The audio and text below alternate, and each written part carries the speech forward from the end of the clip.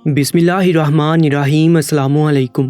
दरबारी TV YouTube channel पर आप सबको खुशामदीद कहते हैं।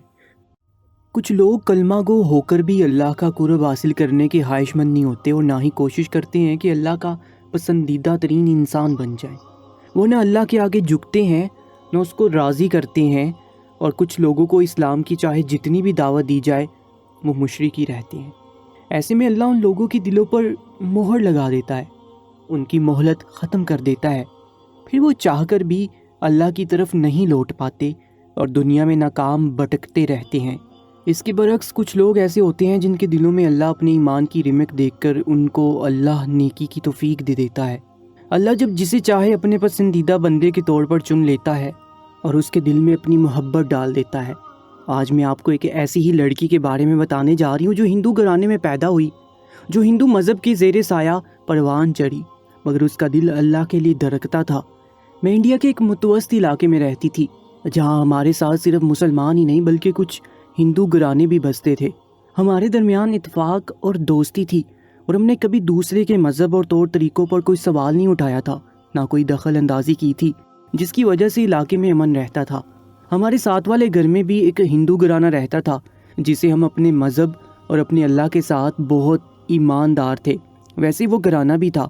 घर में रोज़ाना पूजा का एहतमाम करना और मंदिर जाकर हाज़िरी देना उनका रोज़ाना का मामूल था। उस घराने की एक छोटी सी बच्ची मेरी छोटी बेटी की हम उम्र थी, सारा दिन उसके साथ खेलती रहती थी। मैंने उस बच्ची के लिए अपने घर का दरवाज़ा हमेशा खुला रखा था, जिसकी वजह से वो बच्ची अक्सर औकात हमारे घर में ही पाई जाती। मेरा मामूल था कि मैं असर के वक्त नमाज के बाद अपनी बेटी को कुरान पढ़ाती थी। वो हिंदू बच्ची मेरी बेटी के साथ खेल रही होती थी। जब असर की नमाज के फौरी बाद मेरी बेटी मेरे बुलाने पर सब खेल छोड़कर वुज़ू करती और सपारा उठाकर बैठ जाती थी। मेरी बेटी की देखा देखी वो बच्ची भी वैसे ही वुज़ू करके उसके साथ बैठकर मुझसे सबक पढ़ती और बड़े शौक से दोहराती थी। मैंने उस बच्ची को कभी नहीं टोका था। इसके बरक्स अगर बच्ची को कोई लफ्ज़ अदा करने में मुश्किल होती तो वो मुझसे पूछ लेती थी और मैं भी उसे पढ़ा देती थी। उस बच्ची को कुरान से ऐसी मोहब्बत हो गई थी कि अगर किसी रोज़ तबीयत नासाज होने की वजह से वो खेलने ना आ सकती तो असर के बाद कुरान पढ़ने ज़रूर आती थी। उसके घर वालों को अंदाज़ा नहीं था वो हमारे घर क्या क्या करती रहती थी। मैंने भी कभी ये बात वाज़ेह नहीं की थी। कुरान पढ़ते हुए जूं मेरी बेटी बड़ी होती गई, मैंने उसे अपने साथ नमाज अदा करना भी सिखाया और हमेशा की तरह इस मामले में भी वो हिंदू बच्ची आगे आगे थी। उसने मेरी बेटी से भी ज़्यादा तेज़ी से नमाज सीखी थी और हमारे घर आकर वो कभी कभी नमाजें भी अदा करने लगी थी। जब वो 15 साल की हुई तो मैंने महसूस किया कि वो बहुत चुप चुप सी रहने लगी है और अक्सर मुझे और मेरी बेटी को संजीदा नज़रों से देखती रहती थी। फिर अचानक उसने हमारे घर आना छोड़ दिया। मुझे और मेरी बेटी को ये बात महसूस हुई तो हमने उससे बात करने की कोशिश की, मगर वो बिल्कुल अनजान बर्ताव करने लगी थी। मैंने अपनी बेटी को समझाया कि अब वो अपनी दोस्त को भूल जाओ, क्योंकि अब वो बड़ी हो गई है, समझदार हो गई है। तो यकीनन हमारे दीन मज़हब की दीवार ने उसे हमसे दूर रहने पर मजबूर किया होगा, या फिर उसके घर वालों ने अब उसे हमारे साथ मिलने से रोका होगा। मेरी बेटी इस बात पर बहुत उदास हुई थी, मगर जाहिर है हम कुछ नहीं कर सकते थे। लेकिन मैं उस रोज़ बुरी तरह ठिठक गई थी जब उस हिंदू लड़की की माँ हमारे घर आई और बातों बातों में मुझसे पूछने लगी कि आखिर हमारे घर ऐसा क्या हुआ था कि उसकी बेटी हमारे घर अब आना नहीं चाहती थी और घर में भी तमाम वक्त गुमसुम और परेशान रहती थी। मैं ये सुनकर चौंक गई थी। मुझ पर तब वाज़ेह हुआ कि उस बच्ची को उसके घर वालों ने भी नहीं रोका था, फिर वो क्यों आना छोड़ गई। मैंने अपनी बेटी को बुलाकर पूछा कि शायद उनके दरमियान कोई लड़ाई झगड़ा हुआ हो, मगर मेरी बेटी ने भी लाइल्मी का इजहार किया और बोली कि वो खुद भी अपनी दोस्त के आने का इंतज़ार करती है। अब ये बात मुझे हैरान कर रही थी और कुछ ऐसा ही हाल उस लड़की की माँ का था। वो अपने शक के लिए मुझसे माजरत करती, परेशानी का इजहार करने लगी कि मेरी बेटी कमरे में बंद पड़ी रहती है और किसी से बात भी नहीं करती। वो बोली कि मुझे पहले तो लगा कि उसे नज़र लगी होगी, मगर पंडित से उसकी नज़र का इलाज भी करवा लिया लेकिन कोई अफाका नहीं हो रहा। वो परेशानी से मुझे कहने लगी कि अगर मैं कोई हल जानती हूँ तो उसे ज़रूर बताऊँ, जबकि मैं खुद भी उस बच्ची की हालत से घबराने लगी थी। मुझे डर था कि कहीं उसके साथ कोई हादसा ना हो गया हो। वो अक्सर हमारे घर से अकेली शाम या रात को वापस घर जाती थी। बेशक उनका घर हमारे घर के बिल्कुल साथ था, लेकिन फिर भी हादसात वक्त का मौका कभी नहीं देखते। वो औरत बात करके चली गई, मगर मैं उस बच्ची के बारे में सोचती रही। अभी इस बात को कुछ दिन गुजरे थे कि एक रोज़ अचानक वो लड़की मेरे घर आ गई। میں اسے دیکھ کر ساکت رہ گئی۔ اس کی رنگت بالکل زرد ہو رہی تھی اور آنکھوں کے گرد سیاہ ہلکے نمایاں ہو رہے تھے۔ میں نے گھبرا کر اسے اپنے پاس بٹھایا اور اس سے خیر خیریت دریافت کرنے لگی۔ میری بیٹی بھی اسے دیکھ کر پریشان ہو گئی تھی۔ ہمارے پوچھنے پر وہ چہرہ ہاتھوں میں چھپاتی بری طرح رونے لگی اور روتے روتے اس نے اپنی حالت کی جو وجہ بتائی وہ مجھے اور میری بیٹی کو حیران کر گئی تھی۔ وہ بولی کہ اب اس کا اپنے گھر میں دم گھٹتا ہے، نماز پڑھے بنا اسے چین نہیں ملتا، گھر میں پوجا کے لیے بولے جانے والے الفاظ اسے بے چین کرتے ہیں اور قرآن پڑھ کر اسے سکون ملتا ہے۔ وہ اپنی حالت سے گھبرا کر ہم سے رابطہ ختم کر گئی کہ شاید افاقہ ہو، مگر وہ ایسا کر کے مزید بے جان ہو رہی تھی۔ وہ اچانک میرے آگے ہاتھ جوڑ کر بولی کہ مجھے مسلمان بنا دے، مجھے سکون چاہیے اور مجھے آپ کے اللہ کی بندی بننا ہے۔ وہ جانتی تھی کہ اس کے گھر والے اس بات کی کبھی اجازت نہیں دیں گے، مگر وہ ہر حال میں مسلمان ہونا چاہتی تھی۔ میری بیٹی اس کی بات سن کر خوش ہو گئی۔ میں نے نرمی سے اسے سمجھایا کہ اللہ سب کا ہے اور یقیناً اللہ نے اپنے لیے چن لیا ہے، تبھی اس کے دل میں اپنے کلام سے سکون ڈالا اور اسے اپنی طرف راغب کیا ہے۔ میں نے اسے کلمہ پڑھایا، جسے پڑھنے میں اسے بالکل دقت نہیں ہوئی تھی کیونکہ وہ ہمیشہ ہمارے ساتھ قرآن پڑھتی رہتی تھی۔ یوں اس نے اپنے گھر والوں سے چھپ کر دل سے اور اپنی مرضی سے اسلام قبول کر لیا۔ میں نے اور میری بیٹی نے اسے گلے لگا کر محبت سے مبارکباد دی تو وہ جلملاتی آنکھوں کے ساتھ مسکرانے لگی۔ اس کے زرد کمزور چہرے پر کلمہ پڑھ کر ایک الگ سا سکون پھیل گیا تھا، جیسے کسی پیاسے کو یکدم پانی کا چشمہ سونپ دیا جائے۔ میں نے اسے پوچھا کہ وہ گھر والوں کا کیسے سامنا کرے گی اور ان کو سب کیسے بتائے گی۔ مجھے اس کی فکر تھی کیونکہ وہ بہت کم عمر لڑکی تھی اور ظاہر ہے کہ اس کے اس فیصلے کو اس کا گھر کبھی قبول نہیں کرنے والا تھا۔ تو میرے پوچھنے پر وہ بھی سنجیدہ ہوگی اور مجھ سے بولی کہ ابھی وہ کچھ نہیں ظاہر کرے گی اور انتظار کرے گی۔ وہ نہیں چاہتی تھی ابھی اس کے گھر والوں کو کچھ پتہ چلے، وہ مناسب وقت آنے پر خود سب کو بتانا چاہتی تھی۔ ہم ماں بیٹی نے اس معاملے میں اپنی زبان بالکل بند کر لی تھی۔ وہ لڑکی گھر والوں سے چھپ چھپ کر عبادت کرتی تھی اور اللہ کا ورد کرتی رہتی تھی، جس کی وجہ سے وہ بالکل ٹھیک اور صحت مند ہو گئی تھی۔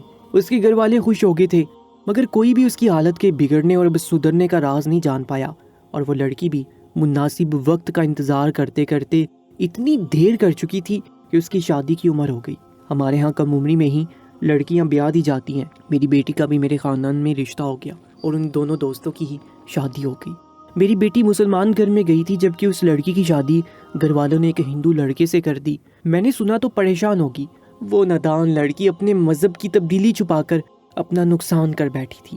شادی عمر بھر کا بندھن ہوتا ہے اور مجھے یہی پریشانی تھی کہ وہ شادی کے بعد کیسے اپنے مسلمان ہونے کا بتائے گی یا عبادت کیسے چھپ کر کیا کرے گی۔ میں اس سے مل کر اسے یہی سمجھانا چاہتی تھی کہ وہ مزید وقت برباد کر کے اپنے آپ کو مزید مشکل میں نہ پھنسائے اور سب کو سچ بتا دے، مگر مجھے موقع نہیں ملا اور وقت تیزی سے گزرتا چلا گیا اور پورا 1 سال گزر گیا، لیکن مجھے اس لڑکی سے دوبارہ ملنے کا موقع نہیں ملا تھا۔ ایک روز میں شام کے وقت صحن میں کھانا بنا رہی تھی، جو مجھے ساتھ والے گھر میں شور سا محسوس ہوا۔ میں نے پریشانی سے اٹھ کر دیوار کے پاس جا کر سننے کی کوشش کی تو عجیب سی باتیں میرے کانوں سے ٹکرائیں۔ مجھے ایسا لگا جیسے کوئی اپنا سینہ پیٹ رہا ہو۔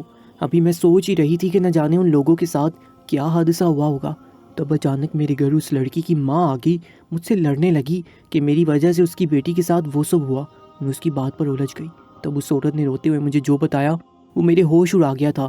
وہ بتا رہی تھی کہ اس کی بیٹی چھپ کر قرآن پڑھ رہی تھی جب اس کے شوہر نے دیکھ لیا اور اسے بری طرح مارنے لگا۔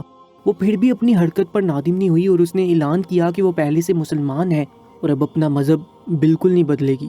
اس کی بات نے پورے خاندان کو حیرت اور غصے میں مبتلا کر دیا تھا۔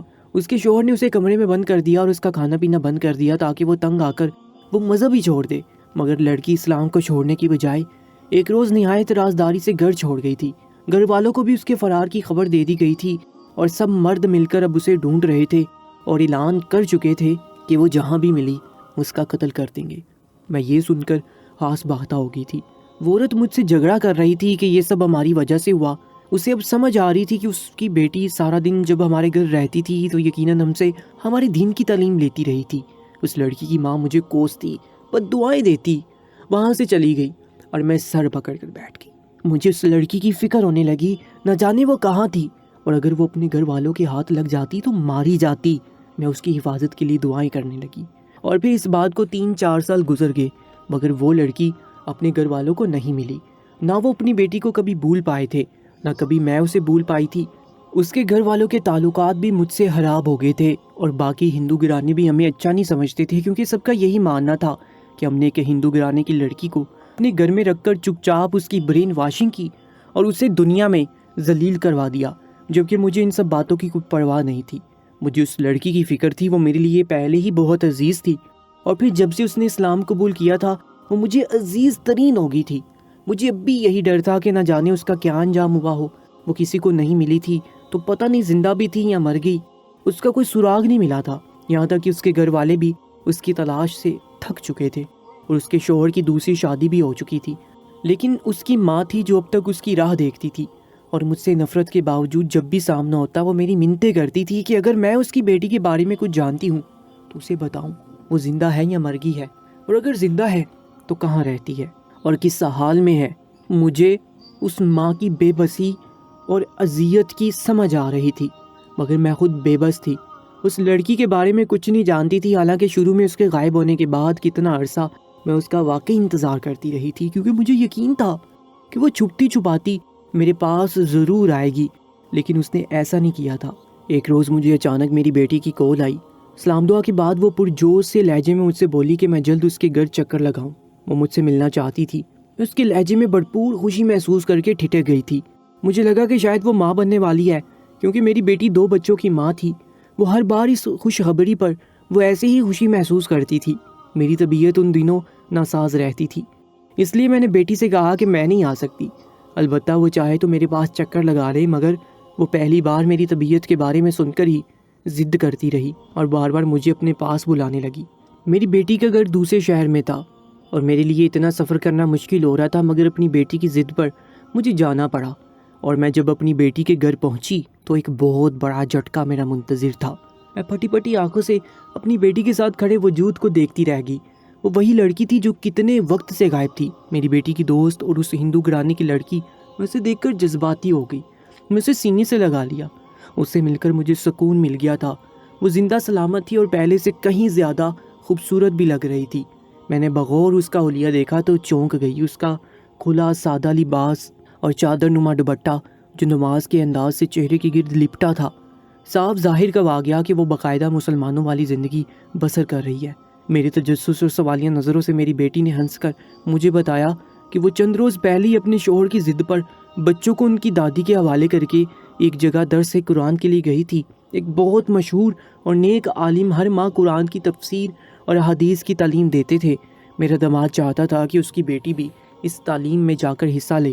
اس کی بات مان کر جب میری بیٹی وہاں گئی تو وہاں اسے اس کی دوست نظر آ گئی۔ وہ دونوں ایک دوسرے کو مل کر بہت خوش ہوئیں، اور میری بیٹی سے صبر نہیں ہوا تو اس نے مجھے بھی فون کر کے بلوا لیا تاکہ میں بھی اس سے مل سکوں، کیونکہ وہ جانتی تھی میں بھی اس لڑکی کی فکر میں ہلکان ہو رہی ہوں۔ میری بیٹی نے مجھے بتایا کہ اب اس کا نام فاطمہ ہے اور فاطمہ اپنی زندگی سے مطمئن ہے۔ میں نے فاطمہ کی جانب دیکھا تو وہ سکون سے مسکرا رہی تھی۔ میں نے اسے سب بتا دیا کہ کیسے اس کے گھر والے اسے تلاش کرتے رہے تھے اور مایوس ہو کر بیٹھ گئے تھے۔ میں متجسس تھی کہ وہ بھاگ کر کہاں گئی تھی اور مقام تک کیسے پہنچی۔ تب فاطمہ نے سنجیدہ ہوتے ہوئے سرد آہ بھری اور ہمیں اپنے بارے میں سب بتانے لگی، جسے سن کر ہم فاطمہ کی ہمت اور صبر کو داد دیے بنا نہیں رہ سکے تھے کہ کیسے مشکلات کا سامنا کر کے بھی وہ اپنے مذہب پر ڈٹی رہی اور اللہ کو نہیں چھوڑا۔ فاطمہ نے بتایا کہ اس کے گھر والوں کو تھوڑا بہت اس پر شک ہو گیا کہ وہ پوجا کرنے سے گریز برتنے لگی ہے اور کمرے میں بند ہو کر نہ جانے کیا کچھ کرتی رہتی ہے۔ اس کی ماں نے 1-2 بار اسے ہاتھ اٹھا کر دعا مانگتے دیکھ لیا تو وہ ڈر گئی۔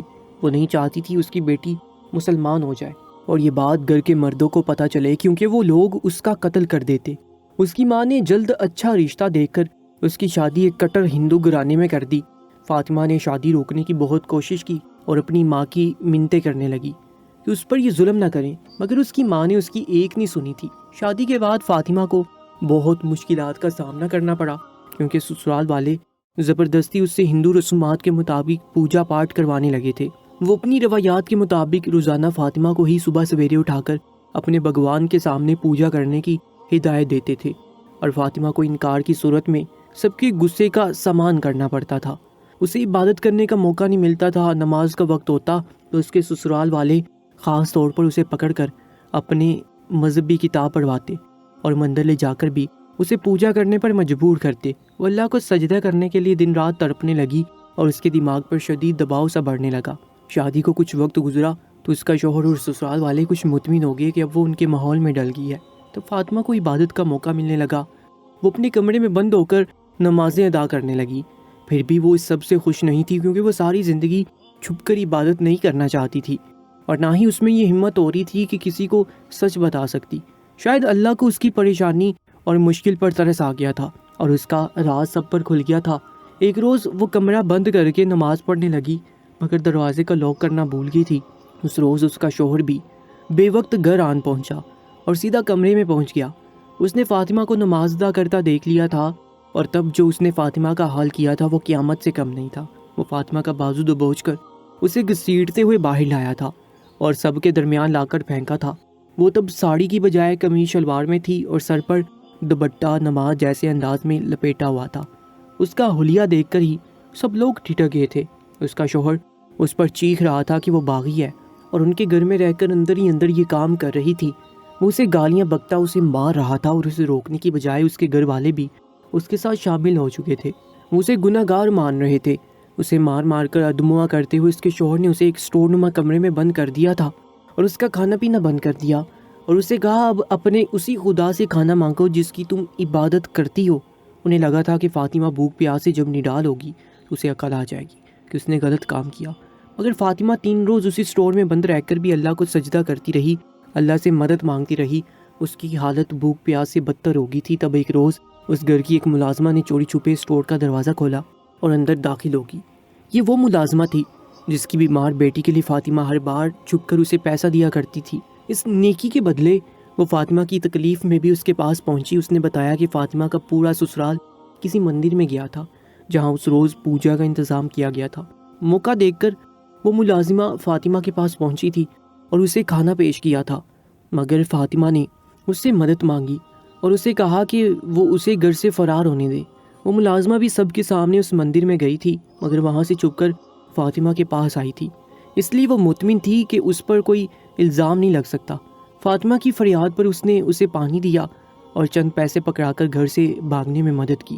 فاطمہ اس گھر سے بھاگ کر بہت دور نکل گئی اور بھاگتے بھاگتے اسے رات ہو گئی۔ وہ مسلمانوں کے ایک علاقے میں جا پہنچی تھی۔ اس نے ایک مسجد کا دروازہ کھٹکھٹایا تو اندر سے ایک مولوی نکلا۔ فاطمہ نے اسے مدد مانگی تو وہ بولا کہ تم ہندو ہو نہ پاک ہو، اس لیے مسجد کے اندر نہیں آ سکتی، یہ پاک جگہ ہے جہاں عبادت کی جاتی ہے، یہاں قدم رکھنے کے لیے جا کر پہلے غسل کرو اور باوضو ہو کر آؤ۔ اس مولوی کی بات نے فاطمہ کو ساکت کر دیا تھا۔ وہ تب اس سے بدظن ہوئی کہ اگر پہلے سے اسلام قبول نہ کر چکی ہوتی تو یقیناً اپنا ارادہ بدل لیتی، اور یہ ہم مسلمانوں کا نہایت کڑوا سچ ہے۔ ہم نے اپنے رویوں اور نفرتوں کی وجہ سے لوگوں کو اپنے دین سے بدظن کرنے میں کوئی کمی نہیں چھوڑی۔ ہم کلمہ گو ہونے پر ایسے غرور کرتے ہیں جیسے اسلام بس ہماری وراثت ہو، جبکہ اللہ کا دین دنیا کے ہر فرد کے لیے ہے۔ جو جب اللہ کی طرف پلٹے اللہ اسے قبول کر لیتا ہے۔ فاطمہ وہاں سے مایوس ہو کر آگے چل پڑی۔ تب اسے ایک اور مولوی ملا اور اس نے فاطمہ کے حالات جانے تو اسے اپنے گھر لے گیا، اس سے عزت دی اور اپنے ہی گھر میں پناہ بھی دی۔ کچھ وقت فاطمہ اسی مولوی صاحب کے گھر چھپی رہی، اور پھر مولوی صاحب نے اس کا نکاح دوسرے شہر میں رہنے والے اپنے عالم بانجے سے کر کے اسے رخصت کر دیا۔ اب فاطمہ اپنے مسلمان شوہر کے ساتھ خوشگوار زندگی گزار رہی ہے اور اپنے شوہر سے ہی اسلام کو بہت گہرائی سے سیکھ رہی ہے۔ وہ مجھے بتا رہی تھی کہ اس رات ایک مسلمان مرد نے جہاں میرا دل برا کیا تھا، وہیں دوسرے مسلمانوں نے مجھے باور کروا دیا تھا کہ برے لوگ ہیں، اسلام مذہب نہیں۔ وہ مولوی صاحب فاطمہ کو اپنی بیٹی کا مقام دیتے تھے اور ان کے گھر والوں نے اسے وہی مان دیا تھا جیسے ان کے گھر کی فرد ہو، مگر فاطمہ کو اب بھی اپنے والدین یاد آتے تھے۔ وہ ان کے لیے ہر وقت روتی تھی، دعائیں کرتی تھی کہ ان کو بھی ہدایت مل جائے۔ میں نے سب سن کر فاطمہ کو گلے سے لگا لیا۔ وہ ایک بہادر لڑکی تھی جس نے ہر مشکل کو برداشت کیا تھا، مگر اللہ کو نہیں چھوڑا تھا، اور اس لیے اللہ نے کبھی بھی اس کا ساتھ نہیں چھوڑا تھا۔ میں نے فاطمہ کو بتایا کہ اس کی ماں اس سے ملنا چاہتی ہے تو وہ بے قرار ہو گئی اور مجھ سے منت کرنے لگی کہ کبھی اس کی ماں کو بھی اپنے ساتھ لاؤں تاکہ وہ ان سے مل سکے۔ میں نے وعدہ لے لیا، مگر وہ کام میرے لیے ممکن نہیں ہو پایا تھا کیونکہ اس گھرانے کا اب مجھ پر اعتبار ختم ہو چکا تھا، اس لیے اس کی ماں کو کوئی بھی میرے ساتھ بھیجنے پر راضی نہیں ہوا تھا۔ لیکن میں پھر بھی پوری امید ہوئی کہ شاید کبھی یہ ممکن ہو سکے اور میں فاطمہ کو اس کی ماں سے ملوا دوں، شاید اس کی ماں بھی بیٹی سے مل کر اسلام کے دائرے میں داخل ہو جائے۔ آخر میں سب مسلمانوں سے درخواست کرنا چاہتی ہوں کہ ہندوؤں سے اپنا رویہ بدتر کرنے کی بجائے حسن سلوک سے پیش آئیں، شاید کہ آپ کے رویے سے کسی کا دل اسلام کی طرف مائل ہو جائے اور آپ کے حصے میں ایک نیکی لکھی جائے۔ اور اسی طرح ہمارا برا رویہ ان غیر لوگوں کو ہم سے بدظن کر دیتا ہے جو اسلام کو سیکھ رہی ہوں اور اس مذہب کو اپنانا چاہتے ہوں۔ اللہ تعالیٰ ہمیں نیک عمال کرنے کی توفیق عطا فرمائے، آمین ضرور لکھے گا۔ انشاءاللہ ملاقات ہوگی ایک نئی سچے واقعے میں، تب تک کے لیے اللہ نگہبان۔